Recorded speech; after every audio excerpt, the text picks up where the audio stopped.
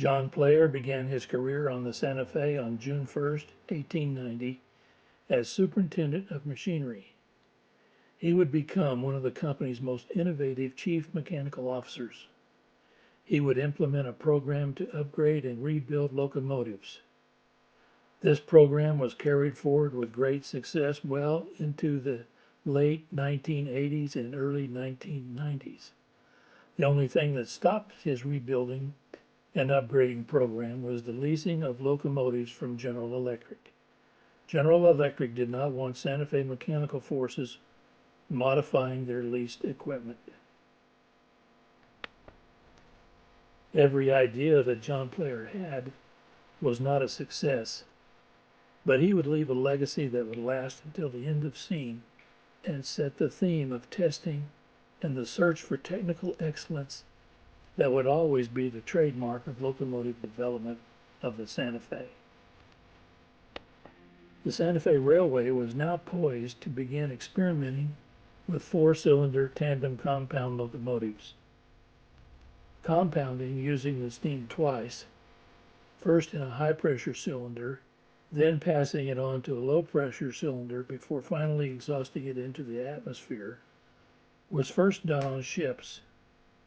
Some ocean-going vessels used steam up to 5 times, but this was not practical on a locomotive due to the complexity of the machinery involved. John Player's compound era lasted 14 years between 1890 and 1914. During this period, Santa Fe became a lead advocate of compounding steam and experimented with many and various types and styles of compound locomotives. Just before John Player became the head of the Santa Fe Mechanical Department, Samuel Vauclin created Baldwin's first compound locomotive for the Baltimore and Ohio. Although the Baldwin Locomotive Works was Santa Fe's favorite locomotive builder, the first compound on the Santa Fe was not from Baldwin. In 1890, a 2-cylinder cross-compound Schenectady-built 10-wheeler, number 405, was John Player's first effort to test compounded steam. In 1899 and 1900, John Player designed and built 2 other 10-wheelers, numbers 697 and 698 a year later, in the Topeka shops as 4-cylinder tandem compounds. They were later simpled and became the only members of the 437 class. 6 4-cylinder tandem compound 280s of the 644 class were designed by John Player and constructed at the Topeka shops in 1899 as well.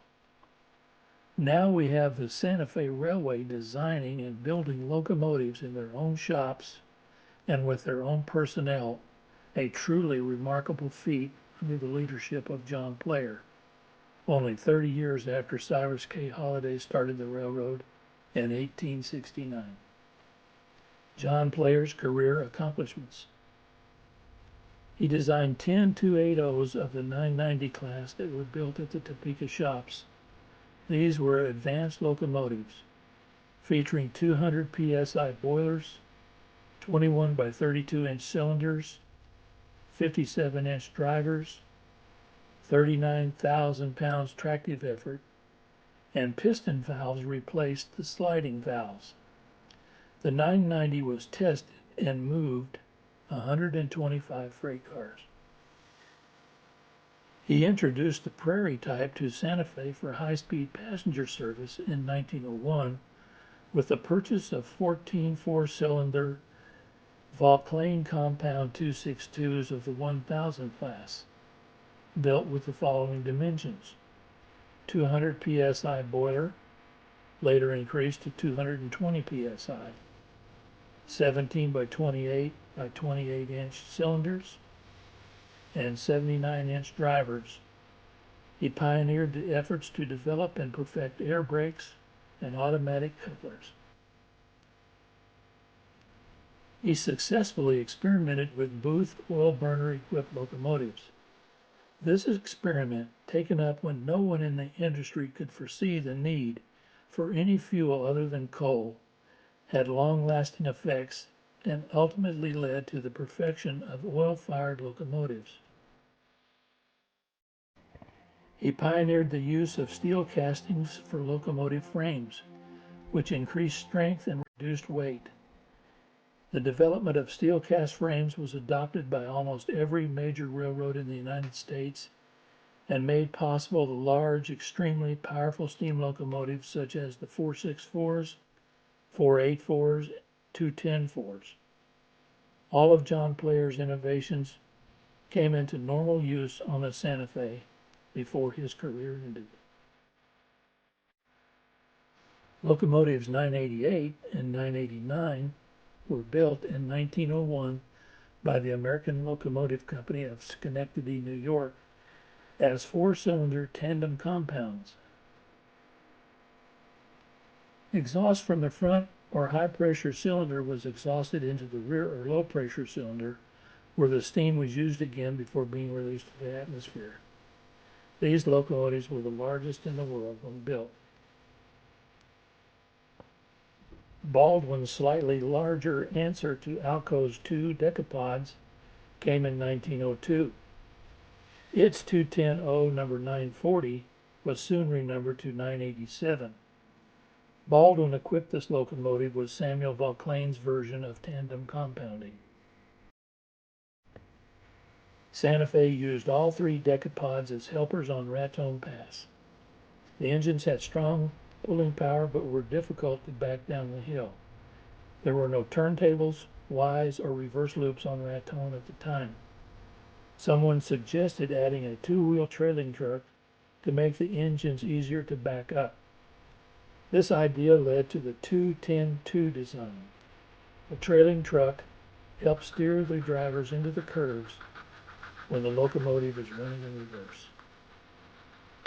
The 900 class 210-2s were basically a 210-0 Decapod with the addition of the two-wheel trailing truck to aid reverse movements down Raton Pass, and not specifically to improve firebox capacity.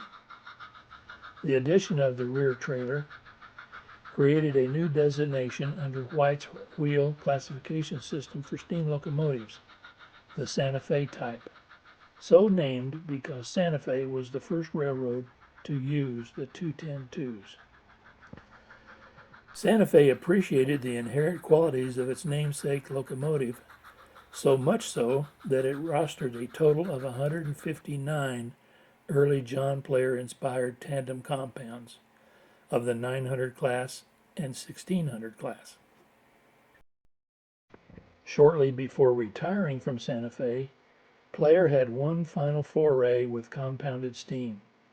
His final designs became 40 280 locomotives of the 825 class that were built by Rhode Island and Pittsburgh, and 15 Baldwin-built compound 900 class 282s, quickly renumbered to 885 through 899, and one single four-cylinder tandem compound 987 class 210-0 delivered in 1902. Number 987 was the first Baldwin-built tandem compound. Player's final design sets were delivered with Stevenson valve gear. By the time they were delivered to Santa Fe, Player had already retired, and the new superintendent of motive power was George R. Henderson. 1902 brought the appointment of John Purcell, age 32, as superintendent of Santa Fe's Topeka shops in Topeka, Kansas. Over the next decade, Purcell would oversee the construction of Santa Fe's cutting-edge testing and articulated Mallet compound locomotive technology. The articulated and Mallet compound designs, modified by Santa Fe, were built at the Topeka shops. In theory, articulated Mallet compound locomotives offered the ability to have the power of two locomotives under the control of one crew, with a single large boiler providing enough steam to operate two engines. In practice, however, articulated Mallet compounds were actually highly complex and labor-intensive machines that exhausted the boiler and firebox capacity, no matter how large they were designed. The boiler, cab, firebox assembly was mounted rigidly to the rear high-pressure engine, while the front low-pressure engines were rigged to move under the boiler utilizing a pivot between the front and rear engine frames. A sliding bearing supported the boiler on the front engine, but the weight distribution was not equal. This design setup put most of the weight on the rear engine drivers, but less weight on the front engine, causing Mallet articulated compounds front engine to be prone to instability and slippage. The slippage and instability also made it difficult to operate at high speeds. Santa Fe Mallet designs did produce a substantial increase in tractive effort, but only at low speeds. Starting tractive effort was impressive, but the benefits of high starting tractive effort at the cost of high labor-intensive maintenance cost never did transform into continuous power or dependability at higher speeds.